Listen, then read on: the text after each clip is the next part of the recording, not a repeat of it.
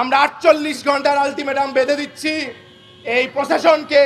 তারা যদি 48 ঘন্টার মধ্যে যেই 10-12 জন উপস্থিত ছিল, সহজে ঘাতক ছিল, যারা অস্ত্র ছিল, এবং সেই অস্ত্র যদি উদ্ধার সহ বিচারের আওতাধীন না আনতে পারে, তাহলে আমরা রবিবার থেকে কঠোর আন্দোলনে যাব।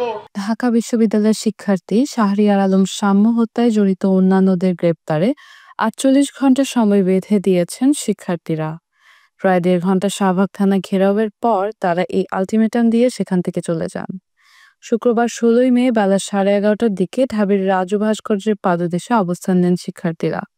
সেখানে সংক্ষিপ্ত সমাবেশ শেষে 11:15টার দিকে শাহবাগ থানার সামনে গিয়ে অবস্থান নেন তারা। বেলা 1:30টা পর্যন্ত তারা সেখানে অবস্থান করেন।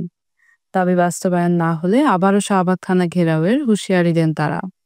জানা গেছে, বাংলাদেশ সাধারণ ছাত্র সমাজ ব্যানারে শিক্ষার্থীরা শাহবাগ থানার সামনে অবস্থান নেন।